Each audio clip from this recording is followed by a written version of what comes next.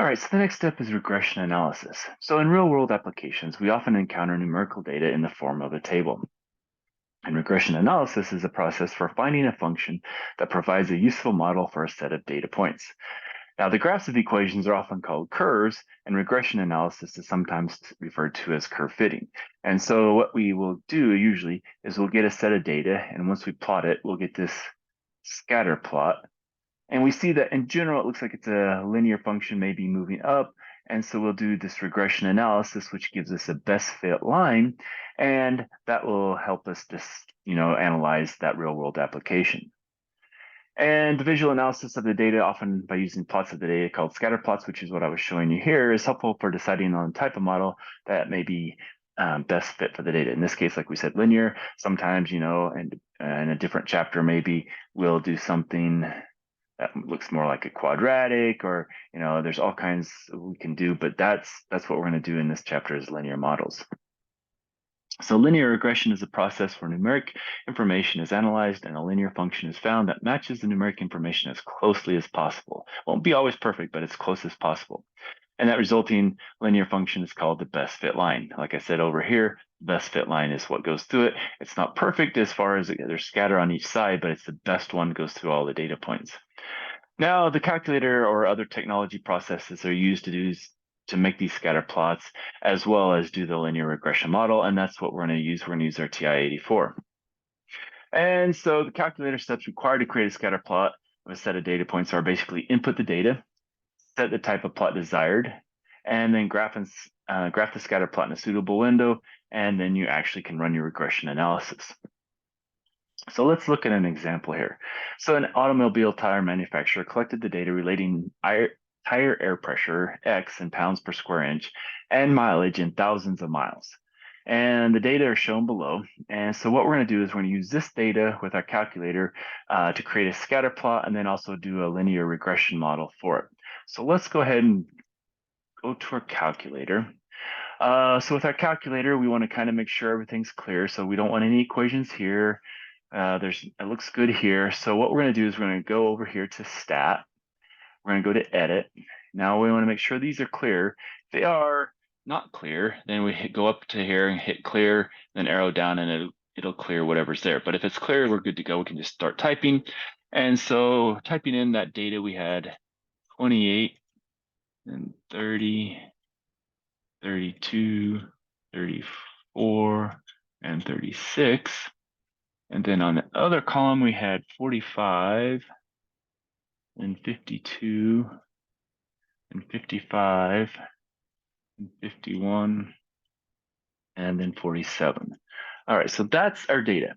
Now we want a scatter plot, and to make a scatter plot, we have to hit second y equals, and up here that says stat plot, and so that's what we're going to go to.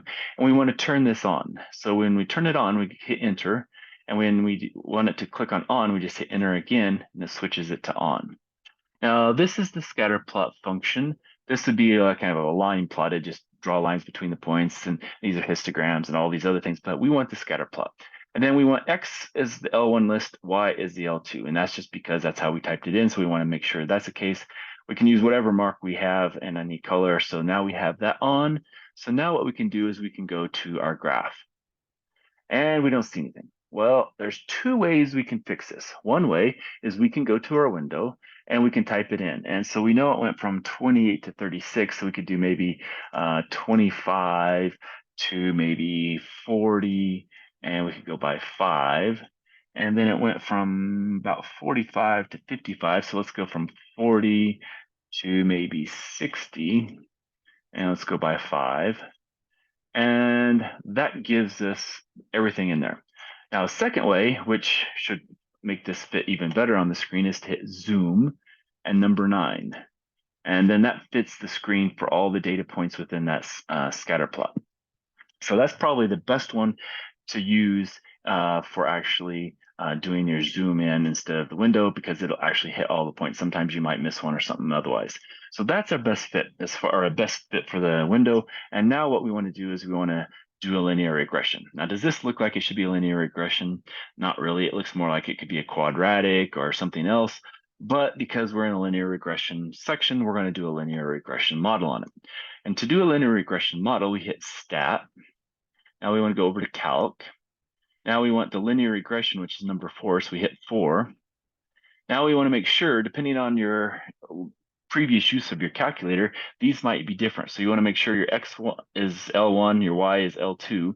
And once you have that, the next thing we want to do is we want to store the equation. So we're going to say, let's go to vars, arrow over to Y vars, and do 1. And we want to set it into the Y1 equation, which will put it up here. And then we hit enter, enter, and that gives us our model. So basically our model for the equation is y equals 0.15x plus 45.2. Now, r squared is how good it fits. Closer to 1, the better. 0.01, that's not good. And so, this is one of those things, if we would convert it to a percentage and stuff, we'd see it's about 1% instead of 100%. So that's not a very good fit. And so what does it look like? Not what we expected. Data is kind of all over the place as far as on both sides, and there's not a really good fit. But that's how you would do it. Now we could go up here also to our y now, and we see that it actually put it into y1, and we have our equation. So if we ever forgot what it was and we went somewhere, as long as we saved it to y1, it's going to be there. And so now we have our equation, we have our graph, our stat plot, and we have everything we need for this example. Okay. And so let's go back to our PowerPoint. And so this is kind of what we had to do. We had to input the data.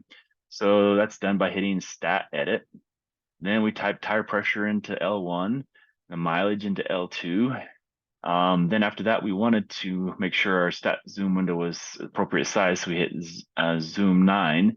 And in between here, they kind of left out a little bit. Or I did, I should say. You should have to hit the second Y1 or second Y and turn the stat plot on. This is assuming you've already got stat plot on, and then you could do this. So a lot of times you're doing the same kind of problem, so you just kind of keep going, and it's already on, so you don't have to worry about it. All right, so basically, it's once we did it, we saw what we saw. It's not really the best option for this data because it's not really going to be a straight line. It has a best fit line, but it's not the best line, and so you have to kind of go with what they ask you to do, and if it's the best fit, then that's as good as you can get.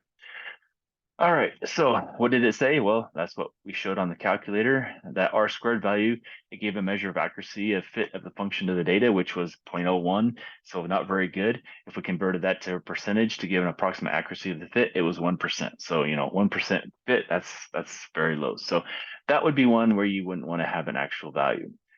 All right, so we'll stop there and then we'll give another example in a second.